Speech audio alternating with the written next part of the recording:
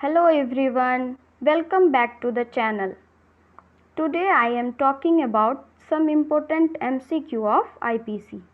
ये MCQ सिर्फ law student के लिए ही नहीं बाकी ऑल जनरल स्टूडेंट के लिए भी बेनिफिशियल होगा, क्योंकि मैं आज जो भी क्वेश्चन बताऊंगी वो कंपटीशन एग्ज़ाम में कई बार पूछा जा चुका है। तो चलिए स्टार्ट करते हैं अपना आज का फर्स्ट क्वेश्चन।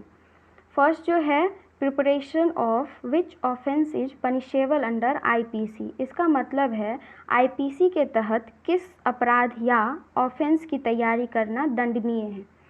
ए theft, B extortion, C robbery, D डकैती। So the answer is option D.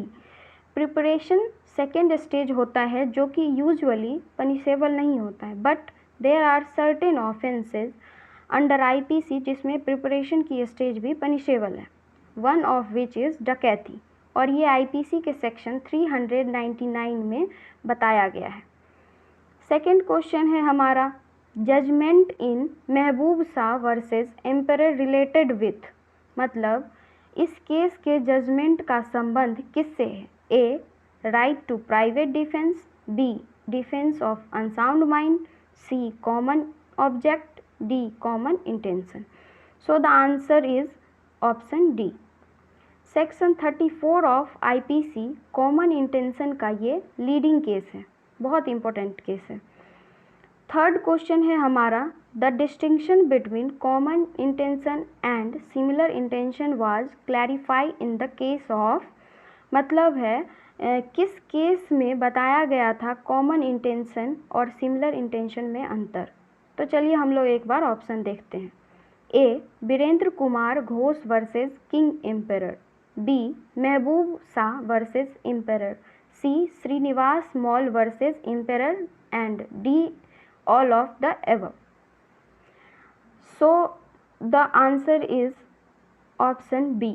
मैंने पहले भी बताया है कि ये केस बहुत इम्पोर्टेंट है, इससे बहुत क्वेश्चन आता है, तो आप लोग इस केस को अच्छे से स्टडी कर लीजिएगा। अगर कोई प्रॉब्लम हुआ तो इम्पोर्टेंट लीडिंग केस का मैं एक वीडियो अलग से बना दूंगी। ओके, नेक्स्ट क्वेश्चन है हमारा, इलीगल सिग्निफाइज, अवैध क्या है। A everything which is an offence, B everything which is prohibited by law, C everything which furnishes ground of civil law, D all of the above। इसका answer होगा option D all of the above, क्योंकि शब्द illegal हर उस चीज़ पर लागू होता है जो एक अपराध है या जो कानून द्वारा निषिद्ध या प्रोहिबिटेड है या जो एक नागरिक कार्रवाई के लिए आधार प्रदान करता है, इसलिए हमारा करेक्ट ऑप्शन होगा डी।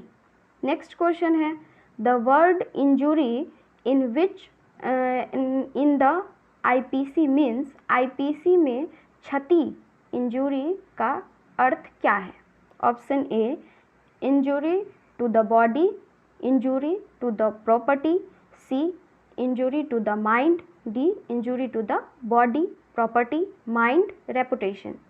इसका भी आंसर डी होगा, क्योंकि IPC के सेक्शन 34 में क्लैरिफाई एकदम क्लियरली बताया गया है, the word injury denotes any harm whatever illegally cause to any person in body mind reputation और प्रॉपर्टी। मतलब क्षति जो है वो सिर्फ बॉडी या सिर्फ प्रॉपर्टी की ही नहीं, इंजुरी किसी व्यक्ति के बॉडी, उसके माइंड, रेपुटेशन और प्रॉपर्टी की भी होगी, इसलिए हमारा करेक्ट आंसर होगा option D.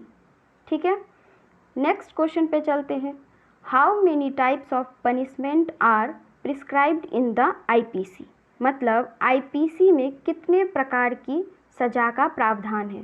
Option A 6, B 7, C 4, D 5। हमारा करेक्ट आंसर है 5, मीन्स ऑप्शन डी। मैं पनिशमेंट के टाइप्स भी यहाँ बता देती हूँ जो IPC के सेक्शन 53 में बताया गया है। फर्स्ट जो है वो डेथ, मृत्यु का। सेकंड इम्प्रिजमेंट फॉर लाइफ, आजीवन कारावास। थर्ड पनिशमेंट को रिपील्ड कर दिया गया है। फोर्थ, कारावास के 2 टाइप दिए गए हैं। First is rigorous, that is with hard labour, second is simple. And अब देखते हैं फिफ्थ पनिशमेंट क्या है। फॉर फीचर ऑफ प्रॉपर्टी, संपत्ति का जब्ती। सिक्स्थ इज फाइन यानी जुर्माना। तो ये हमारे पनिशमेंट का टाइप्स हुआ। नेक्स्ट क्वेश्चन है, one of the following is not punishment provided under IPC, identify. निम्नलिखित में से कौन सी आईपीसी के तहत प्रदान की गई सजा नहीं है? Option A, imprisonment for life, B, forfeiture of property, C, to pay compensation, D, to pay fine. इसका सही आंसर होगा सी, मुआवजे का भुगतान करना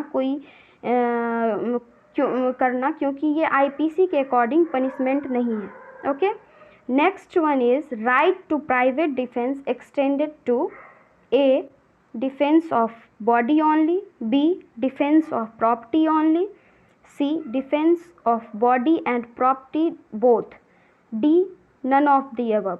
सो the answer is option C. IPC का सेक्शन 97 यह कहता है कि प्राइवेट डिफेंस जो है वो ना ही सिर्फ बॉडी के अगेंस्ट होता है, ये प्रॉपर्टी दोनों के अगेंस्ट होता है। नेक्स्ट क्वेश्चन है, which of the following is not designated as grievous hurt?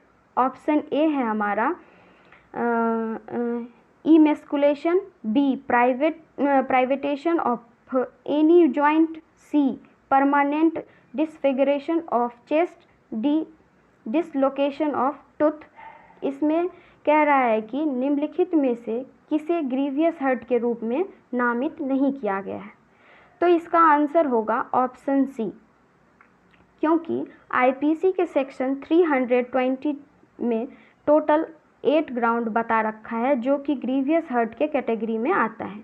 उसका 6th पॉइंट जो है वो बताता है परमानेंट डिसफिगरेशन ऑफ द हेड और face but does not cover chest, therefore the answer is C.